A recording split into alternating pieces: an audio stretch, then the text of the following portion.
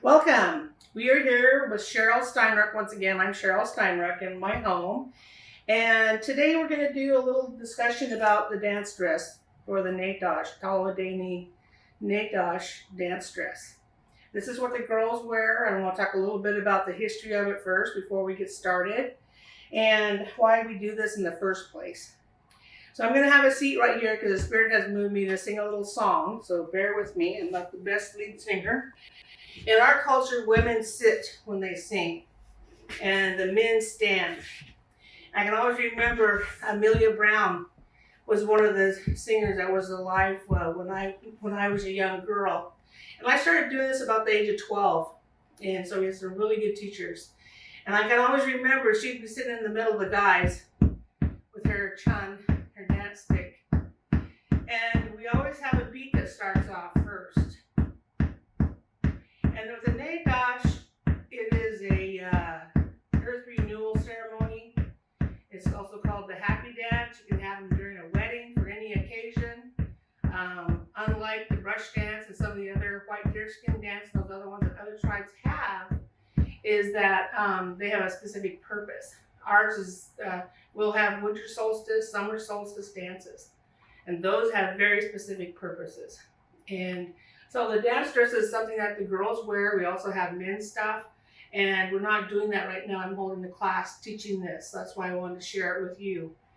And as we come together, there's many things to think about as we're dancing. And one of them is the purpose. Why are we here? Our ancestors here, Tolowa taught us, we started revitalization in the early 60s. And we had gone through the whole thing of the Tolowa Holocaust in the mid-1850s. And there were estimates of having around 10,000 of us at that time or more, because there are only estimations and guesses.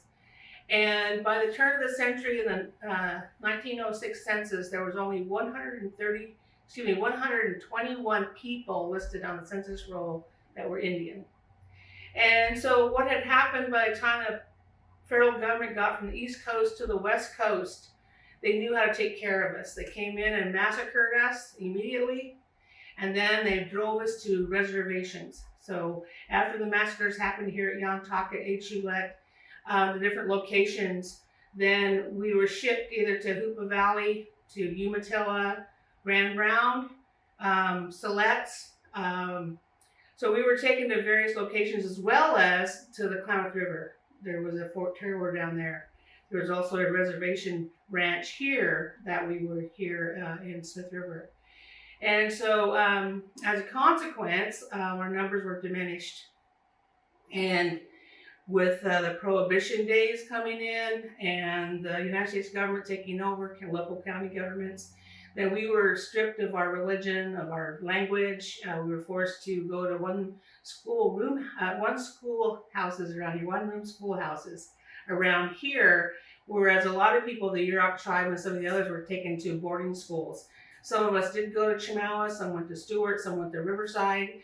But on my particular family, we were able to not have to do that because our grandmother protected her children. She had 9 children, and she made sure they weren't taken by the government officials that would come and steal your children. Well, as a consequence, with the Prohibition era coming through, the termination era under Eisenhower, we had to do a restoration. So my mom and her sisters and her nieces got together and said, let's start teaching these kids. And I was 12 at that time. And so we got together at Gus Chew Hall with all the elders at that time, and they got us together to show us how to do this. We learned our culture, our language, our history, our songs, why we do this. And one of the things that Daishe Sam Lopez was one of our major instructors and leaders at that time, and he would say, Indian people are the most prayingest people you'll ever meet. They pray for everything, which we talked about last time when we did the berry jam. You always give thanks before you take something. And so, like he said, during the Nagdosh, which was a 10-night dance back in the day when he was a young boy, they would dance for 10 nights. And they would start from dusk until dawn. And we, in our area, we had villages that were major villages. They had a headman. They had sweat houses, living houses for the women. They had dance houses that they actually built for Nagdosh. And he said that when they would come together, they would have a north and a south side of the dance. And then the dancers would be in the middle. And so then one side would sing, and you have to sing each song twice. There would be prayers given. The other side would sing, each song sung twice. And in between the song, there are prayers. And so then they would do the creation story. They would tell our history. They would tell all those kind of things and pray for everything around the world, for us, for the whole earth. And that's our earth renewal ceremony. And Sam said that by the end of the 10th night, they would have prayed clean around the world. And so, when people think about us, we are very inclusive. Our culture is egalitarian rather than the capitalist system that we're pushed into here with the federal government. And so consequently, we have spent our lives doing this restoration thing. And so that's one reason why I've decided in my elder years to teach people. And so we're having a class here every Friday at 10 a.m. People are welcome to come. I'm of the attitude of anybody who would like to learn, I will teach you the little bit I do know and share it. So right now the Spirit's asking me to sing a song, which I will.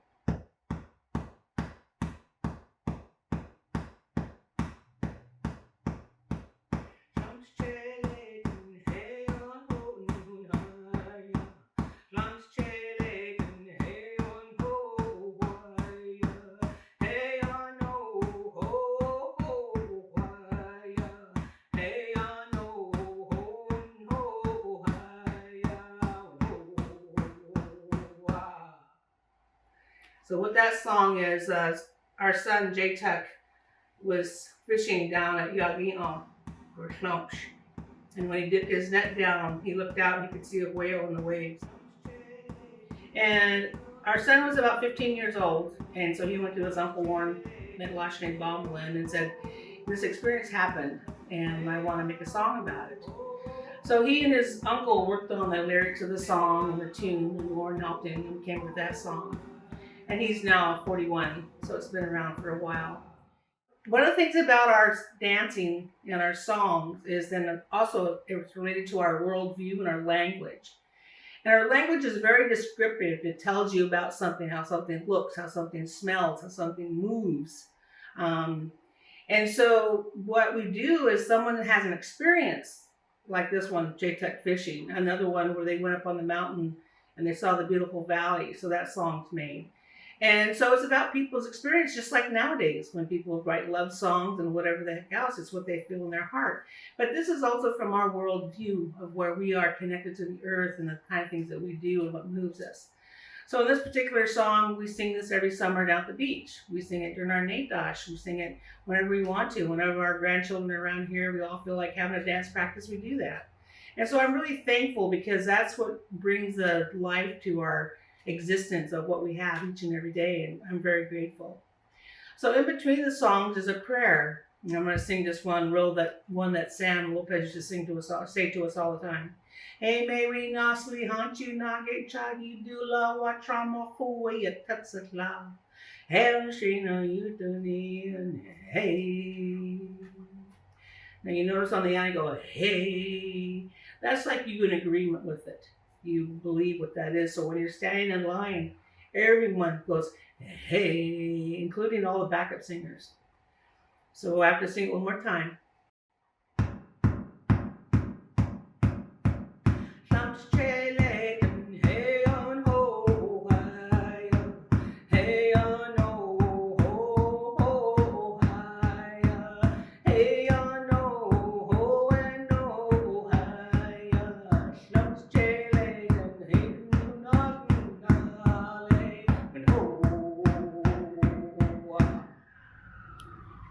Okay, so now what we're going to do is talk a little bit about this dance dress right here.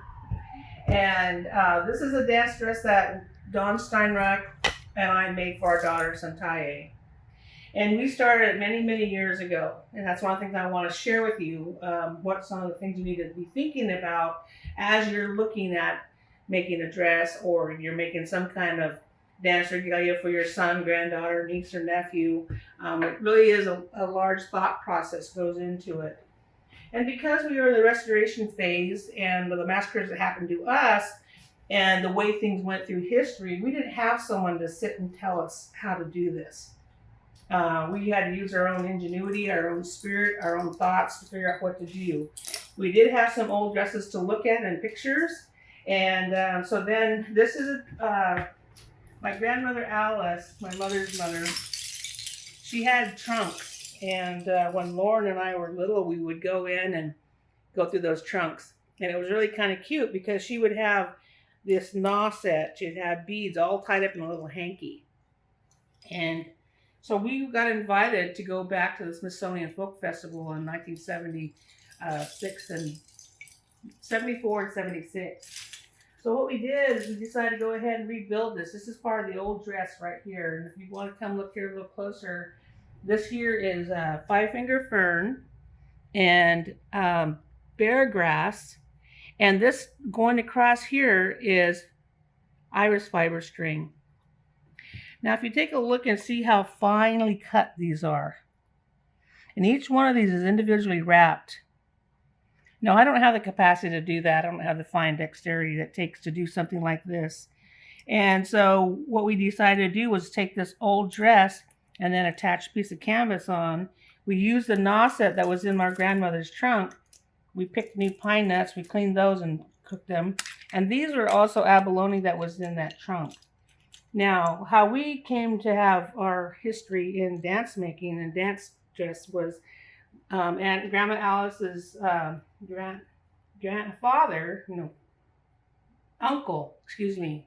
her grandmother's brother was Metlashne, Johnny Frank. And he was the one who had enough dance stuff for a 10-night dance. And over the years, the dance regalia got burnt up in house fires. We would have big, huge trunks of dresses. And back in the day when they had just the small houses that were like matchboxes, if they burnt up, everything went. My mom said they would try to, pull out all the dance stuff and before the house burned. And then, of course, we had some cousins that decided to steal some and sell them in the museum. So they're somewhere. But all those trunks were gone, except this is what we have left. So this is our family dress. We also made this apron with the materials of the knot that was left. And so this is the old family one that goes with this dress. I didn't bring the beads. Now, one thing I want to show you too before I move on from this dance dress is this. These hair ties were also part of the old trunk stuff. And you can see the cymbals. They make a very unique sound. Because they're getting so old, until we replicate these, they don't dance. I just wear these when I do singing. And so these bells were also in the trunk. And so what I decided to do was to go ahead and put these on the bottom of the apron. So you can see here where we've made the morning star. It's our daughter's name. Santai means morning star. And so we put that on her dress, and we had the cobalt blue, so that's why you went with the cobalt blue. This here is clamshell money right here, and we used ostrich shell. We couldn't get clamshell money for a long time. And some of these were old trade beads that were in Grandma's trunk. And then we remade the dentalium necklaces. And of course, this here is mink fur. And so that's the part of the dress. This is called the chae, the back part. It's tied around the waist. The underneath is called the sam, which is the apron. And that goes on first. This one is very heavy. This leather that was used here was leather that my mother and Don Steinruck tanned. And then we were able to use it to make Santai's dance dress. So what I wanted to show you real quick was when you're starting to think about a dress, you have to visualize what you want as far as your colors, your pattern, all those kind of things. It takes two hides to make a dance dress. And so you have to take one of them, which then becomes this chae, and then the fringe is actually the other hide. You want to have two matching colors. You try to get them from the same dye lot, and then you fringe that up, and then it's put into your chae, because after this is all fringed. Now you see this is all kind of tied up. The reason why we have it tied up is because we're going to put this on a form, And you can see where they've started doing, Marvin and her daughter have started wrapping on the knot set. So each one of these knot set are strung up here with the sinew, which I'll show you in a minute.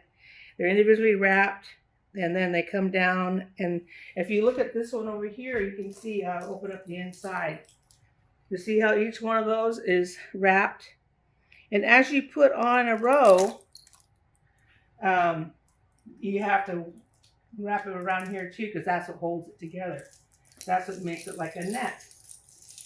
And so it's a lot of sinew, a lot of strings, because even here you've got your leather coming down, your fringe.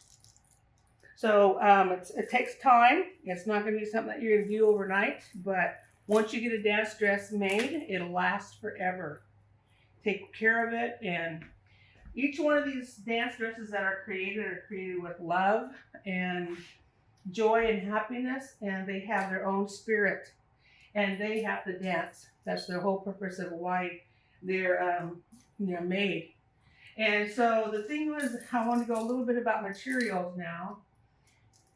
When we got the materials for this dress back in the 70s, we only could get like big knot set, it's called, and glycermus if you say it in English. And so that's why some of these are pretty big on Santai's dress. And then these are smaller, Barbara was able to get. And then you can get these size too. Now we generally get the knot set from Bill Snell down in Trinidad. And he gets them from Mexico, Baja California somewhere. And so then this thing is really handy because when you're going to sort out your stuff, it doesn't matter if it's going to be pine nuts or knot set, you can set your gauge and then you find that size. It's a little tricky little tool. And this is the raw dentalium. So then what you need to do on these is you have to take a grinder. Either you can do it by the file or we use electric grinder now. Our ancestors did neither. But you grind this off and then that's what you put in here for the necklace. This is truck. This is our money. This is also our money. Back in the day, when young women got their 111, all of our women got it when they became women. There's 3 different words for our female body part in Dene Waya. And before you start your period, become eligible to be a mother, it's called Buntret. When you become a mother and start your moon, then it's Jushet. Then when you're older and you're in menopause like me, it's called Spontet. So to me, I think those are the kind of things that we go through on our roles as women. And so when you're young, we can dance in our culture until you have your first child.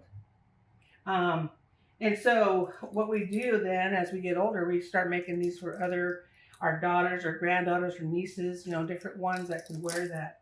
And even if you don't have a daughter in your family, you can make a dance dress because there's always someone that's going to need a dress that they can get out and share with.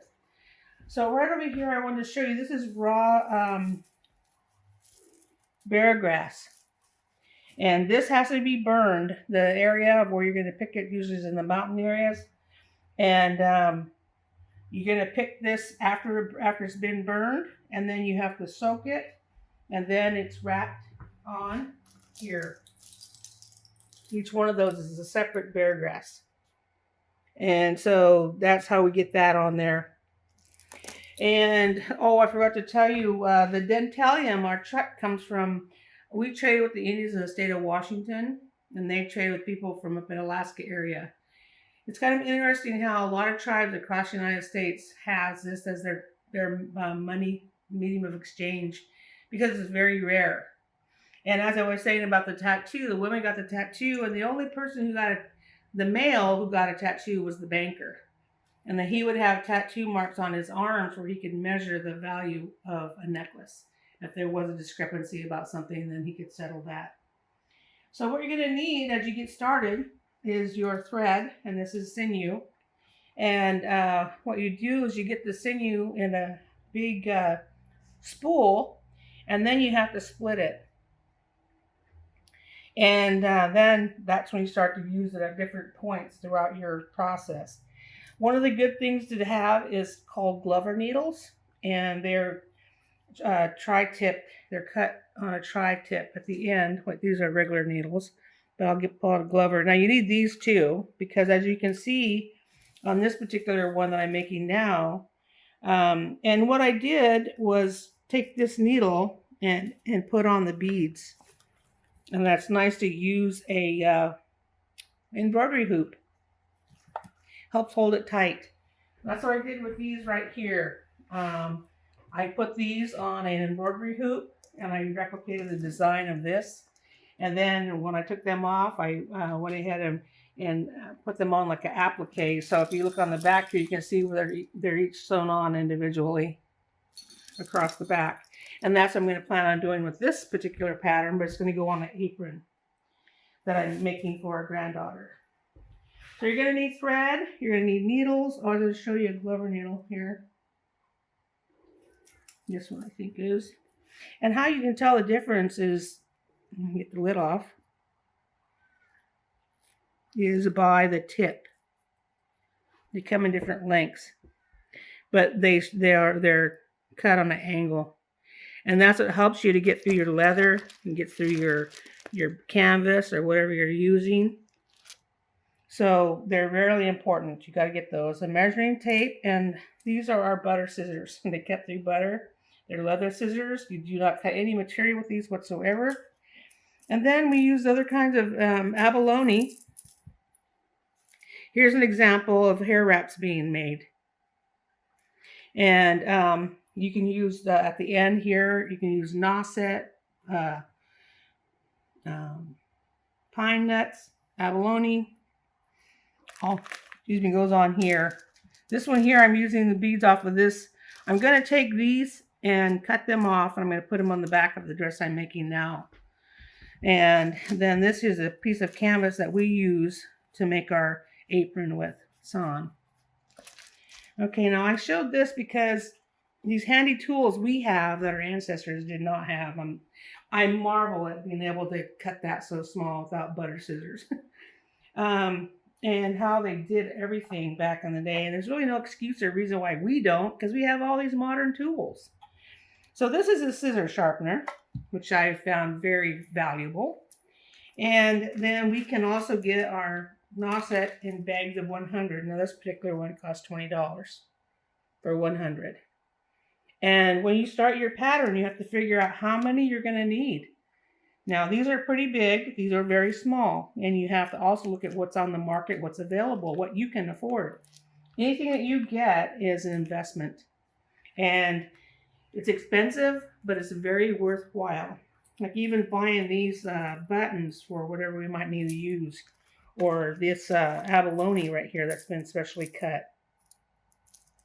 These all come at a price. They're all individually made. And then you have to decide for your hair ties how many you're going to have on each side. So it's really important to get the right tools. I always use a ruler. I'm one for that. Now over here, I just wanted to show you when you have your hide picked out, where you cut off there, this is going to be made into fringe. And so then that's where you have to have the long piece taken out for the strap that goes around the waist. Here's the dress that I'm in the process of trying to make now. One of the good things to do is to take a look at old pictures and photographs that you see of dance dresses and whatnot. And what we try to do, what I want to do eventually, is to replicate all these old dresses and have them made nowadays. And one of the things we found out is that back in the day, I don't know if you can see this, you can see the Nauset is very, very small. And there's hundreds of them on there. We can't do that nowadays as much. But if you can, you're lucky to be able to do that. I would recommend, what you started with this particular class, is to write down everything you're doing. Make a record of it.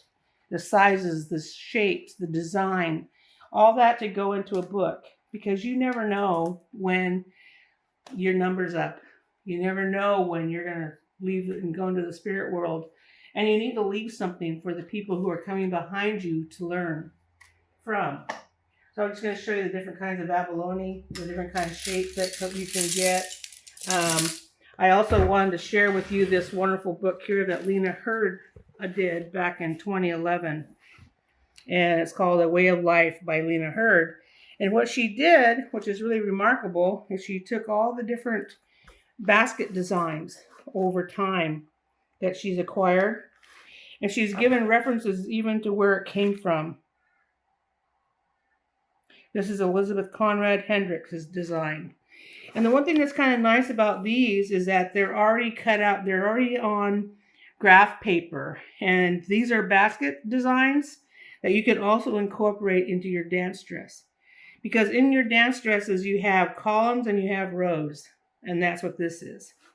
And I don't know what our ancestors used, but they came out absolutely perfect. You can see some of the beautiful caps and stuff that they've made. It's amazing. So what we like to do is thumb through something like this so that you can get an idea for what you want. Then what I like to tell people is dream. Think about it. No matter where you are, what you're doing, it'll come to you. The Spirit will talk to you. It will show you what you need to do. It'll tell you what colors you need to have, because you take a look at your resources, you see what you have available, how much money you have to spend, and then you decide, okay, this is what I'm going to do. This is most cost effective. This is what I'm going to be able to afford. And something that you know you can finish. This is the friendship design. This is in a couple caps that I have. So, it's just chock full of designs, and I recommend this to anyone who can get a hold of it. Lena made a few of them. She only charged the cost of printing. And I know that the Tolowa Nation has that copy. We have one copy amongst our family. And so I highly encourage that. One of the things I wanted to do is show this old tush right here. Lauren Mama made this many, many years ago.